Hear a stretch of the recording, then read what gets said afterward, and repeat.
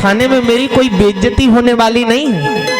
ये हाथ क्यों उठाए जाते हैं? अच्छा विचार करो, हम हाथ कब उठाते हैं? ऐसे हाथ कब उठाते हैं? इसका मतलब क्या है? इसका तात्पर्य क्या है? क्या भाव है इसका? जब व्यक्ति को संसार में कोई सहारा नहीं देता ना, तब वो आरत होकर के पुकारता है, हे भगवान अब तो सिर्फ आप ही हो, हम आपकी शरण में हैं, कृपया मेरी ऊपर थोड़ी सी दृष्टि डालो।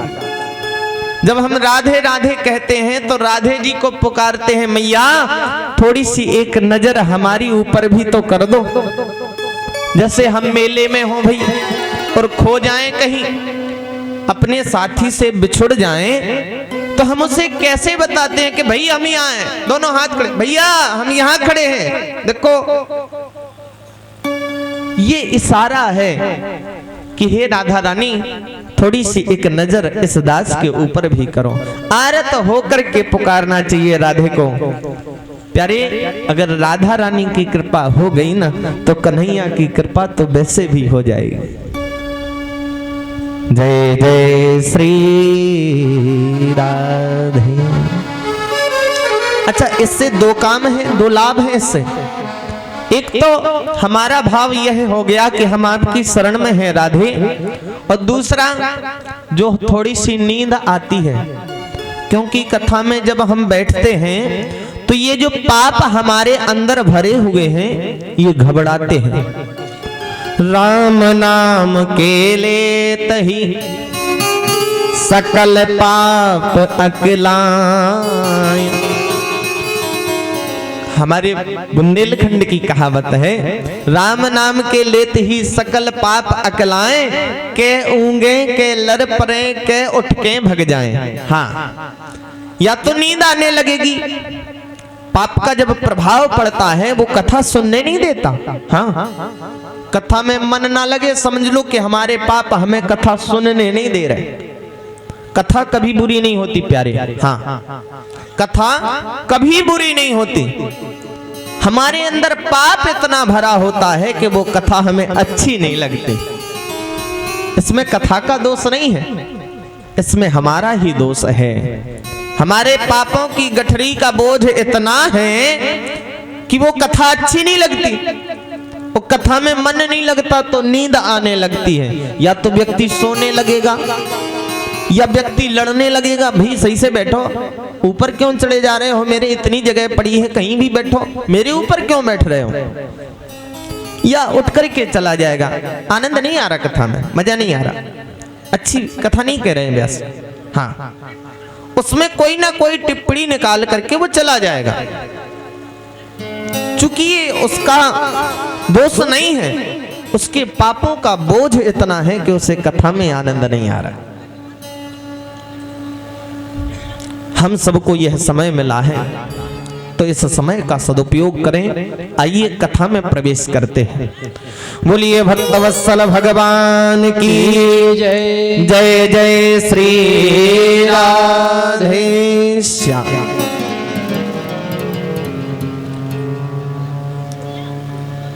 कल आप सभी ने भागवत जी के महात्म्य के प्रथम अध्याय का प्रथम श्लोक श्रवण किया।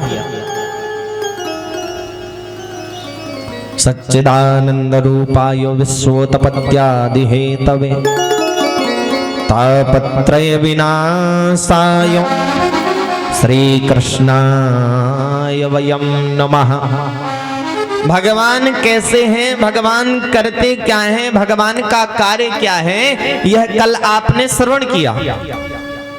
लेकिन जिस भांति हम और आप कथा के लिए पधारे हैं, सत्संग के लिए, इसी प्रकार से नैमिषारण्य क्षेत्र में महाराज सौनकादि 88,000 ऋषि विराजमान हैं।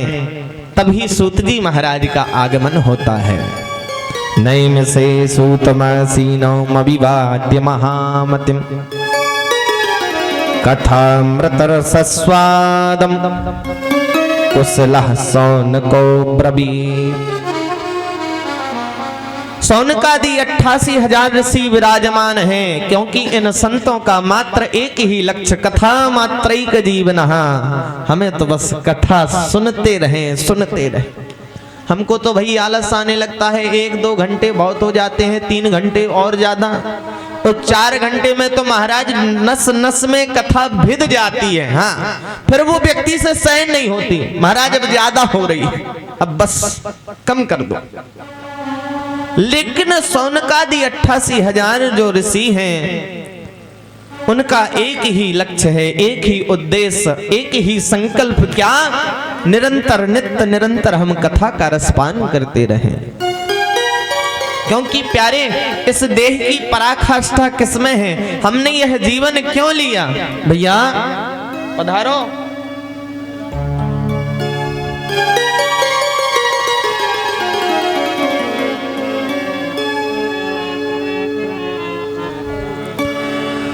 देह धरे करो यह फल भाई, देह धरे करो यह फल भाई, देह धरे करो यह फल भाई, देह धरे करो यह फल भाई। इस मानव जीवन का उद्देश्य क्या है? लक्ष्य क्या है? क्यों यह जीवन मिला? भगवान ने यह मानव जीवन जब दिया है तो क्यों?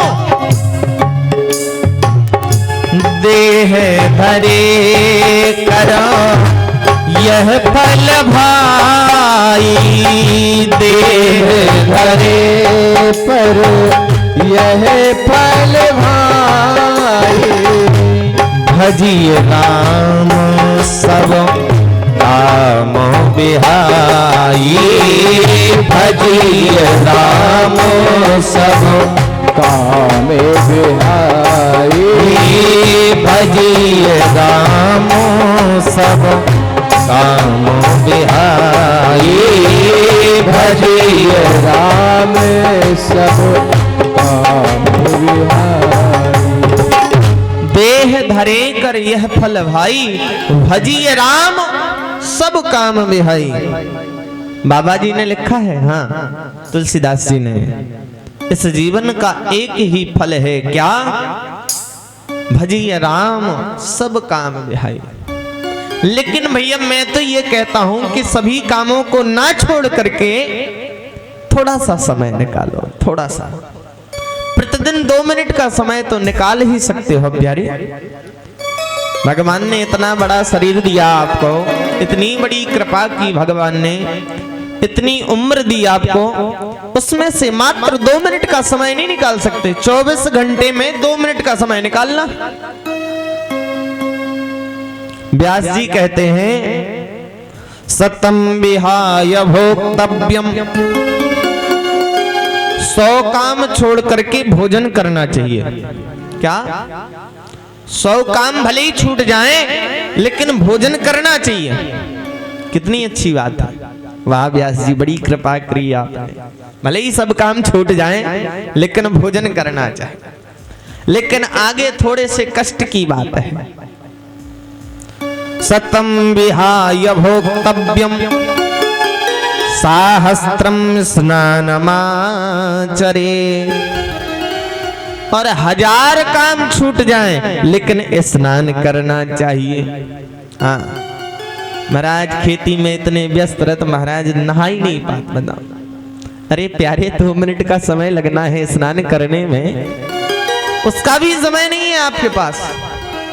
इसीलिए व्यास जी ने लिखा है, साहस्त्रम स्नानमाचरेत, 1000 काम छूट जाएं फिर भी स्नान करना चाहिए। लक्ष्यम विहाय दातव्यम, हाँ, और 1,00,000 काम छूट जाएं फिर भी कुछ दान करना चाहिए, दान देना चाहिए। लक्ष्यम विहाय दातव्यम। अंतिम बात जो है प्यारे आप लोगों के लिए है तो सत्य, लेकिन कड़वी लगेगी, क्योंकि सत्य हमेशा तो नहीं, लेकिन अधिकतर कड़वा लगता है। लक्ष्यं विहाय दातव्यं कोटि त्यक्त्वा हरिं भजे। लेकिन करोड़ों काम छूट जाएं, भगवान का भजन करना चाहिए।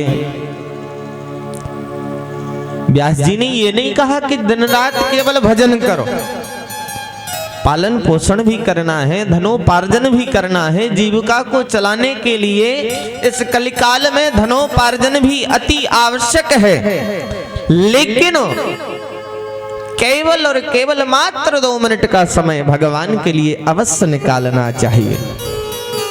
अब भाई पता है, चलो चैत्र का समय चल रहा है, भाई फसल कट रही है, अच्छी बात है, लेकिन ये जो 7 दिन का समय है और 3 घंटे का समय निकालना है, ये समय बार बार नहीं आने वाला। ये निकल गया तो कथा ना जाने कब हो, कुछ कहा नहीं जा सकता। और महाराज की कृपा हो तो हम तो कहे नित्य निरंतर चले, अच्छी बात है, लेकिन फिर भी यह सत्संग जो है पुनः पुनः बार बार प्राप्त नहीं होता, इसलिए इस सत्कर्म का लाभ लेना चाहिए। 2 मिनट का समय निकालो, भगवान का भजन अवश्य करो।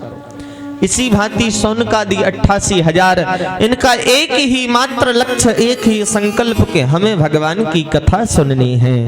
उसी समय श्री सूत जी महाराज का आगमन होता है। 16 वर्षीय सूत जी महाराज जो व्यास जी के परम लाडले शिष्य हैं, उसी क्षण उनके मध्य पधारे। बोलिए श्री सूत जी महाराज की जय।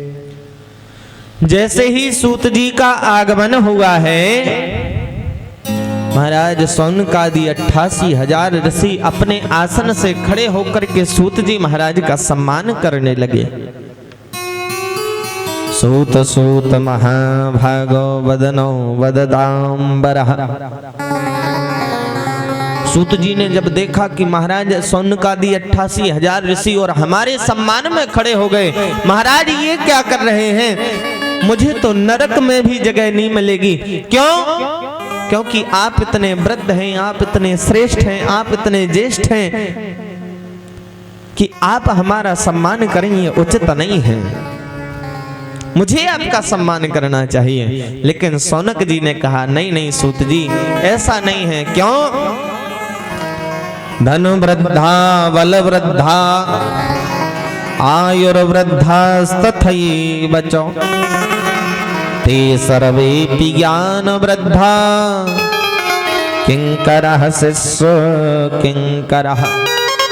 कोई धन में बड़ा होता है प्यारे, जिसके पास पैसा ज्यादा है तो वो धन में बड़ा हो गया।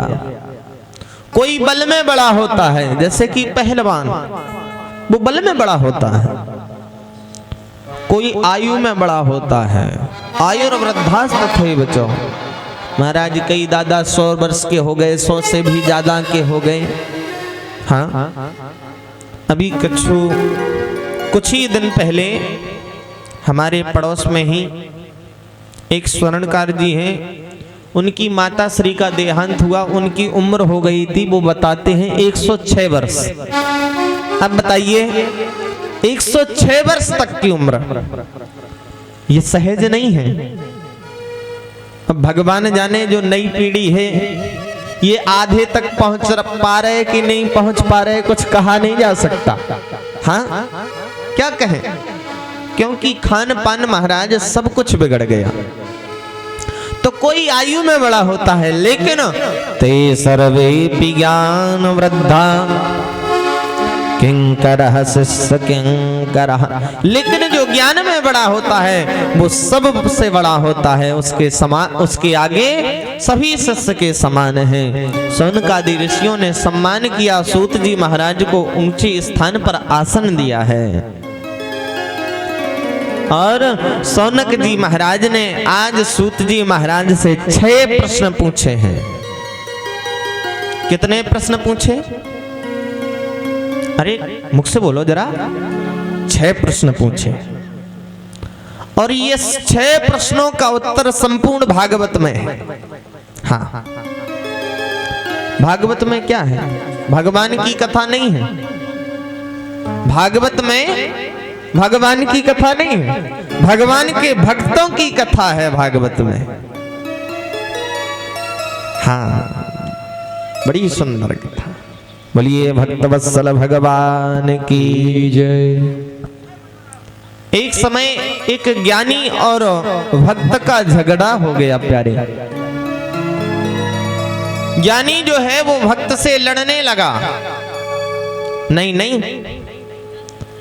भगवान मुझसे ज्यादा स्नेह करते हैं क्योंकि मैं ज्ञानवान हूं। भगवान को ज्ञानी अति प्रिय है। भक्त ने कहा नहीं नहीं, ऐसा नहीं है।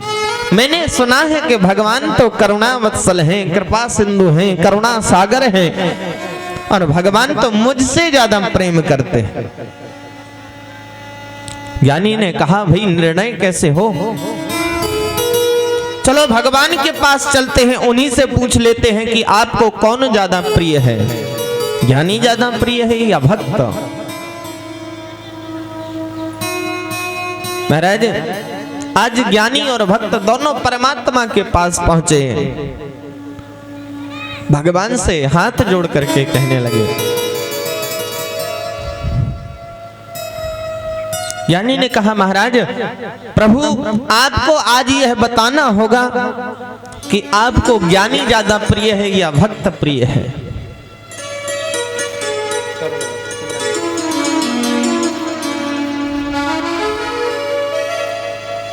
भगवान ने बहुत विचार किया क्या कहें क्या ना कहें, लेकिन भगवान ने कहा ज्ञानी तो मेरी आत्मा है।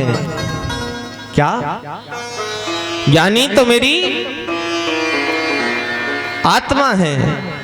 भक्त ने जैसे ही सुना तो भक्त तो निराश हो गया कि आत्मा है तो सर्वोपरि है, लगता है ज्ञानी ही श्रेष्ठ है। तो भक्त पीछे दौड़ने लगा, पीछे हटने लगा, लौटने लगा वापस। भगवान ने कहा अरे भाई तुम लौट क्यों चले, रुको तो पूरी बात तो सुन लो। भक्त ने कहा प्रभु अब क्या सुनूं? जब आपने कह दिया कि ज्ञानी तो मेरी आत्मा है तो मुझे तो कोई छोटा सा स्थान ही मिलेगा। भगवान ने कहा प्यारे पूरी बात तो सुन लो। ज्ञानी तो मेरी आत्मा है लेकिन भक्त तो मेरा भी परमात्मा है प्यारे। भगवान भक्त का भक्त है, इसलिए भागवत में और कुछ नहीं, भगवान के भक्तों की कथा। आपने अगर सुना हो जैसे सत्यनारायण की कथा तो आपने सुनी होगी, सुनी? अच्छा बताओ उसमें सत्यनारायण का कहीं भी कोई चरित्र आया हो? बताइए। उल्कामुख नाम का राजा है, लीलावती है, कलावती है, साधु वाणिज्य की कथा है, राजा की कथा है, तुंगध्वज राजा की कथा है, सतानंद ब्राह्मण की कथा है। कहीं भी आपको सत्यनारायण भगवान की कथा मिली हो तो बताओ। प्यारे यही भगवान की श्रेष्ठता है, भगवान को यही श्रेष्ठ बनाता है कि भगवान अपना कुछ नहीं भक्तों का है। हाँ जो भक्तों का हो गया। प्यारे हम में और भगवान में कोई अंतर नहीं है। एक भक्त तो कहता है मेरा तुम्हारा सांवरे रिश्ता जरूर है, मेरा तुम्हारा सांवरे रिश्ता जरूर है। प्यारे अनजान था जो आज तक, हे प्रभु मुझे लगता है कि हमारा और आपका कोई ना कोई रिश्ता संबंध अवश्य है, लेकिन अनजान था जो आज तक मेरा कसूर है। अनजान था जो आज तक मेरा कसूर है, मेरा तुम्हारा सामने रिश्ता जरूर है, मेरा तुम्हारा सामने रिश्ता जरूर है। एक एक बात बताओ, मेरी समझ में नहीं आया, क्या आप लोगों का संबंध परमात्मा से नहीं है? आप लोगों का रिश्ता भगवान से नहीं है? तो फिर ताली क्यों नहीं बजाते प्यारे? ऐसे ही क्यों बैठे हो? कुछ खो गया आपका? बताइए, किसी ने आपका कुछ हर लिया हो तो बताओ, या किसी डिप्रेशन में हो तो बताओ।